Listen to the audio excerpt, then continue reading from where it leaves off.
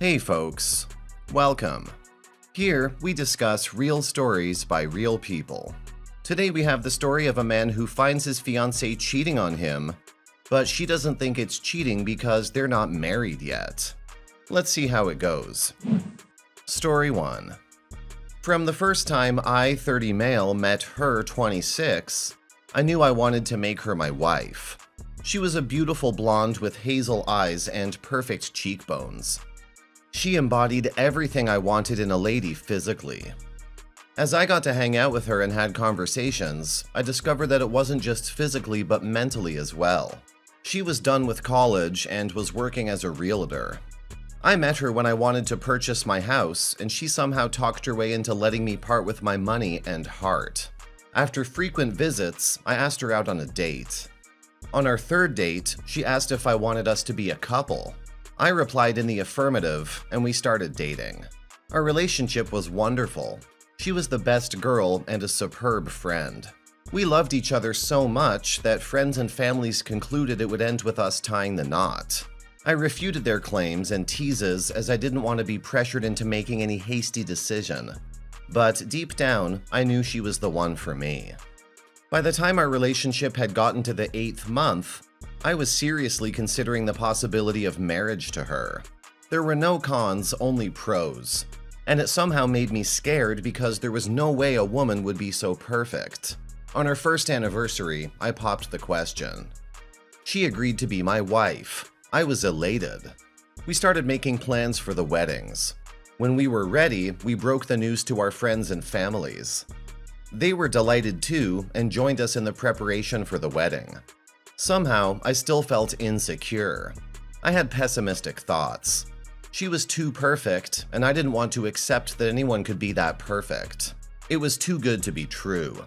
But I wanted to allay my fears, so I decided to make us tell each other our secrets. 3 months to our wedding, we decided to hold a secret spilling night. We had sworn to each other that we would be truthful and hold nothing back. We also made a decision not to judge one another over what was going to be revealed in the discussion. I started by telling her my secret. I had sworn off blondes after my ex. My ex had hurt me real bad, and I saw all blondes as the same. However, everything changed when I set my eyes on her. She then proceeded to spill hers. She had a weird sexual fetish, but she didn't think I was open-minded. I urged her to go ahead, as it didn't matter whether or not I was open-minded. The most important thing was that we were trusting each other. She confessed that she loved pegging. I hadn't heard the word before, so I took my phone and did a quick search. When I saw the meaning, I freaked out. The reaction was upsetting to her, and she recoiled in hurt. I apologized for reacting in such a way. She forgave me, and we made a pact not to spill any of our secrets. She assured me that she hadn't indulged in the act since we got together. The revelation made me safe as I felt I could trust her now. She wasn't perfect, and I was super okay with that. The wedding preparations moved on speedily, and in no time, we had found ourselves left with just a week to the D-Day. We moved into the guest house of the reception venue. The guys stayed on one wing, while the ladies stayed on the other wing of the guest house. On one of the nights, I missed her so bad and wanted to see her. So I waited till everyone was asleep and I went to her place. I was going to knock, but I decided against it as it might attract attention. I went into her room and met her on the bed having foreplay with one of her bridesmaids. I saw a couple of sex toys and crazy-looking stuff on the bed. I was shocked and went out immediately to my room. She later came around. I accused her of cheating. She replied that it wasn't cheating as she wasn't married to me yet. I brought it to her notice that we were already dating and was set to tie the knot in 4 days. I reminded her of her promise. She retorted and called me homophobic. She went further to say that if I had been more open-minded, none of this would have happened. Later in the evening, she came around to plead with me not to cancel the wedding, as a lot had been put in place. She cried and told me she was willing to change and be better for me, but my mind had been made up already. There was no going back from my decision. I wasn't going to marry her, and it was final. She left my room in tears and went home immediately. The next day, I called friends and family and told them the wedding was canceled. They were in shock and wanted to know the reason. However, I respected and still loved her, and I told them to get the trap information from her. Everyone was sad. I was depressed, but I couldn't marry someone who saw no rights as wrong. A lot of money and resources had been wasted already, but there was nothing to be done. She betrayed the love and trust I had for her. Update. After a couple of weeks, I discovered that a lot of rumors were spreading online. Friends and families accused me of being a monster. Some said I found another girl I wanted to marry, and that's why I broke up with her. I was shocked when I learned that it was my ex who was behind the rumor spreading. It was out of respect I had kept the real reason away, and what did she pay me back with? Forging lies and saying untrue things about me. Forging lies and saying untrue things about me to every Tom, Dick, and Harry, both online and in the physical world. After a while, I decided I was no longer going to keep her reputation clean at my expense. Yesterday, I made a post across different social media platforms I used. It was the narration of the event behind our breakup and the reason why I kept it away from everyone. I tagged everyone I knew and set it to public view so anyone could see it if they checked my profiles. Few minutes later, she started calling me, but I refused to pick her calls. Then she sent me a lot of messages, accusing me of being a snitch and calling me all sorts of names. I didn't reply to her, I just went ahead to block her and her friends on social media. I knew she would be receiving brutal backlashes from our friends and families, but she asked for it. OP, I'm sorry about all that happened with your ex.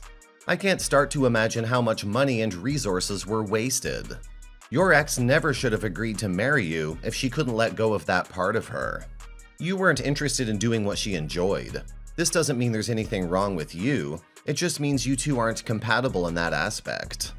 Your ex should have decided whether she could live without that or not before saying yes to marrying you.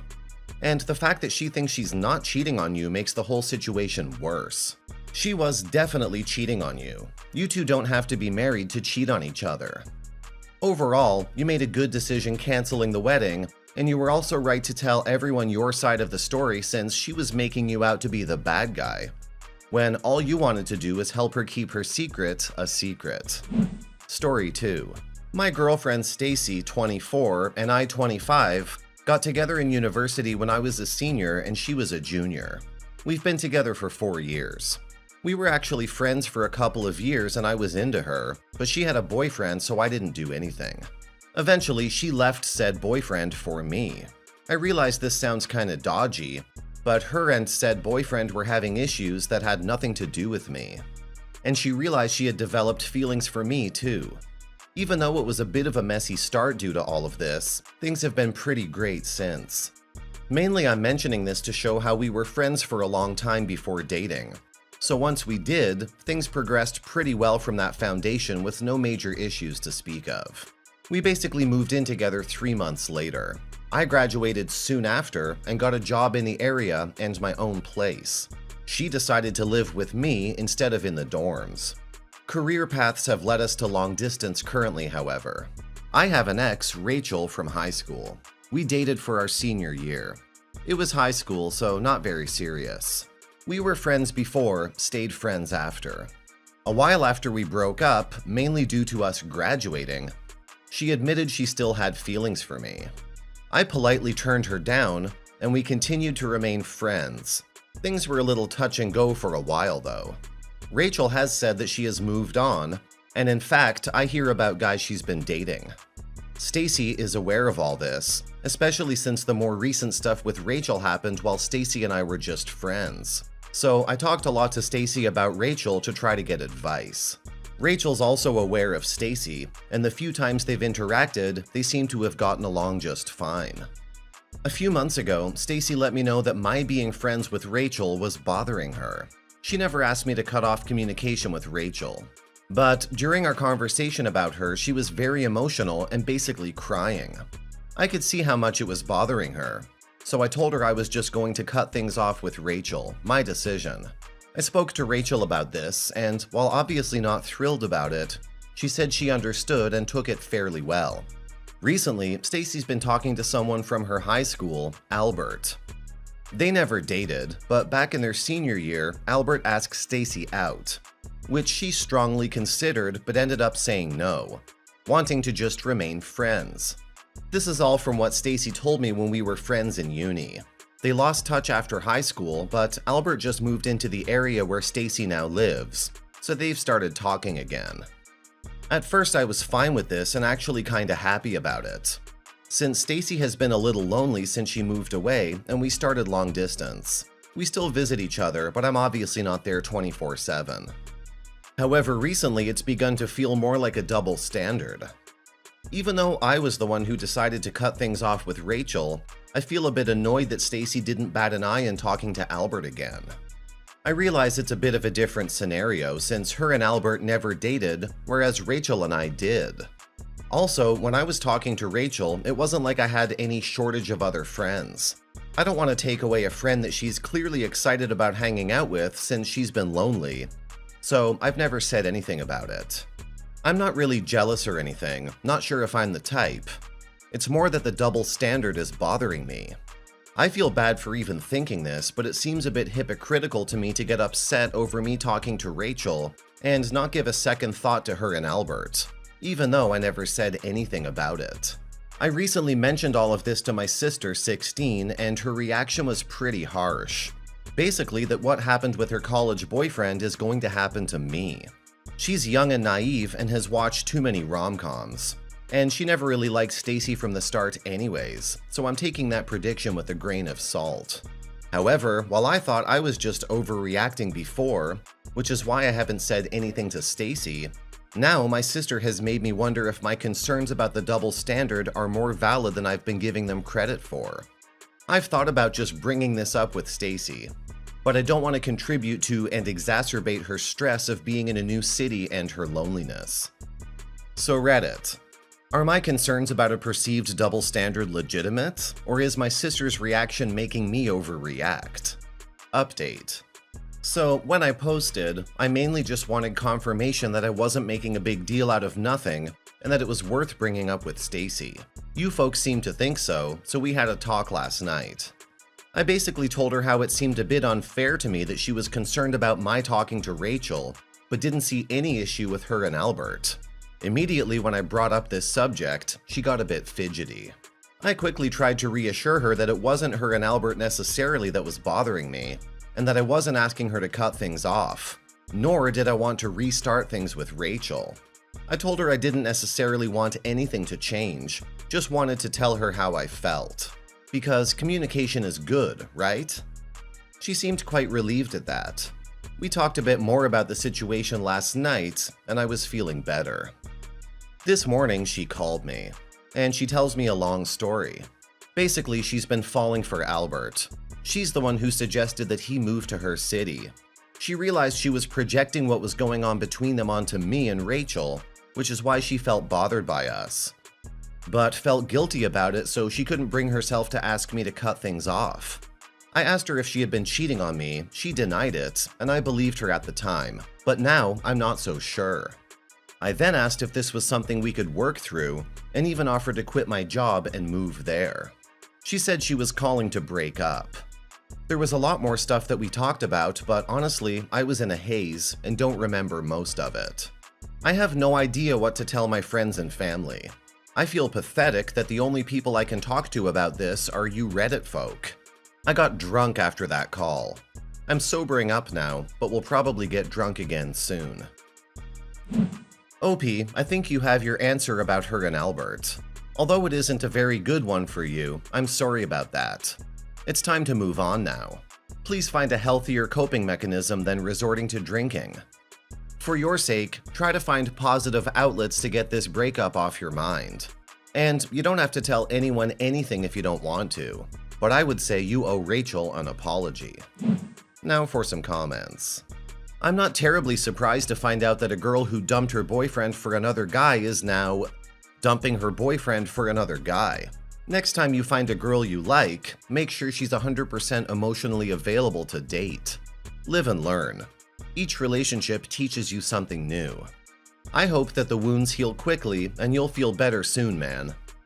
I'm sorry this happened to you, OP. Your ex lied to you, lined up an old fling, and is about to find out the grass is greener where you water it. Don't feel pathetic. Her actions weren't about you. Her actions reflect an immaturity that blocks communication. Tell your friends and family that things didn't work out. They don't need to know the rest. If they press, say it's still fresh and that you don't want to talk about it.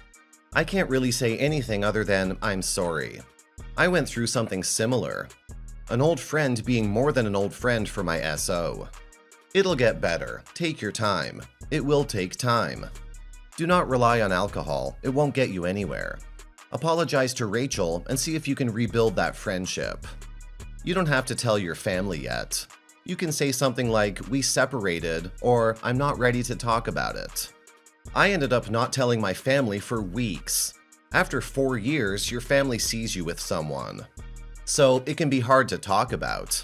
Dude, if you need any more advice from someone who went through that, either respond or DM me.